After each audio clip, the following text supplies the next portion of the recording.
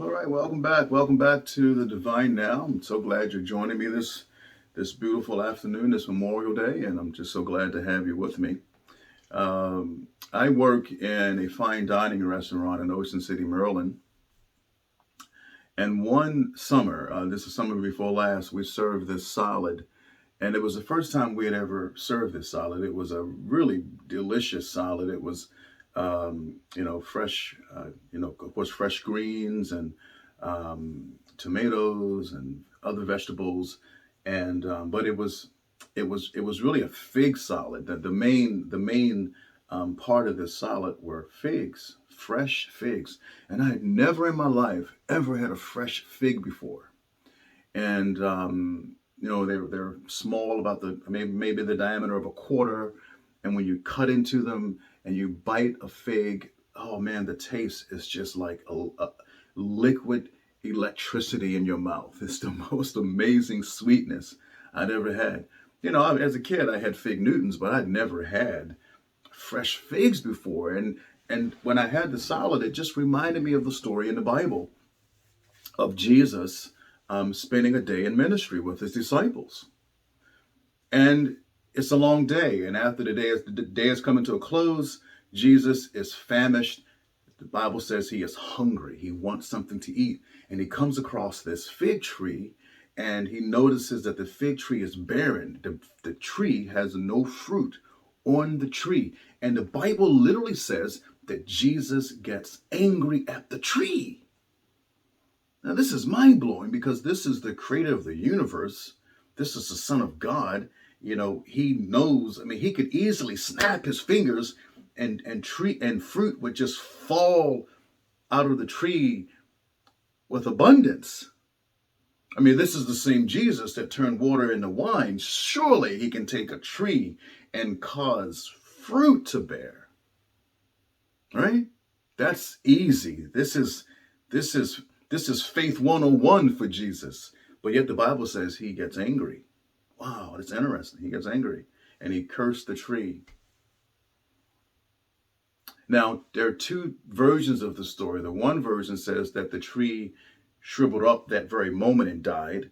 Another version in the gospel says that the next day the disciples came upon the tree and it died the next day. Um, who knows? Stories sort of get twisted and told differently as time. And we think about it, we have the Gospels because they were formed over a period of 100 years at least before they were actually written down after Jesus' deaths. So stories may change, little details might get altered. But the bottom line is there were no figs on the tree. Jesus is angry. The tree is dead. And the disciples are amazed. They're like, wow, man, Jesus, you just spoke the word and the tree died. How did you do that? What? It obeyed you. It's dead.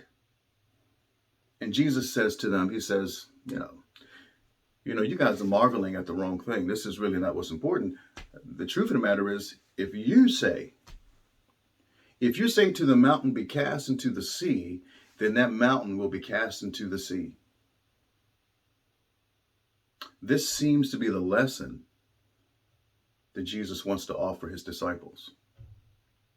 In essence, you get to decide what you get in this life. Oh, of course, I could have easily snapped my fingers and figs would have fallen down from heaven if I wanted it to. But what I want you to understand is this. You have power to speak things into existence if you just choose to. That's what faith is. And so often we have this idea where we're begging God to do something, to do this, to do that, when in reality, faith, when we align with source, whether you are a Christian, whether you are Hindu, whether you are Buddhist, it really doesn't matter. The same laws of the universe work. When you align with source energy and source intelligence, and when you decide to believe something with your mind, and you align with what's possible, you make that which is impossible reality in your life today. I think this is what the spiritual lesson is for many of us. We get to decide how our story goes. We don't have to sit back waiting and begging for God or begging for source to do something. We have to partner with source, partner with energy. Jesus is saying in this story, listen, you have power over atoms. You have power over mountains. You have power over the sea. You have power over your body. You have power over your mind. If you say, mountain be cast into the sea, mountain be moved, then the mountain is moved. Now, of course, it's a very strong metaphor, but it's also a very strong reality that this is how the laws of the universe work. This is the science of faith, what we choose to believe. This is one of the truths that Louise Hay would teach, and Wayne Dyer, those late great pioneers of self-help and changing your mindset. We are what we think. As a person thinks, so they shall be. It's so important that we get an idea of what do I believe about the nature of life, the nature of myself, the nature of my being, the nature of God, the nature of source, and how can I align myself with that so that I can manifest the things that I want in my life, whatever those things might be. It might be healing. I know of many stories where people have tapped into the power of forgiveness and changing their thinking about some of the things they've experienced in their life that were very painful. And because they tapped into the power of forgiveness, suddenly, or rather maybe over time, their bodies begin to heal itself because they chose to walk in forgiveness. They chose a new mindset. They chose to partner with Source because Source is love. And one of the operations of love is forgiveness. That's just one example. Say unto the mountain, be cast into the sea, and it shall be yours. It shall be done.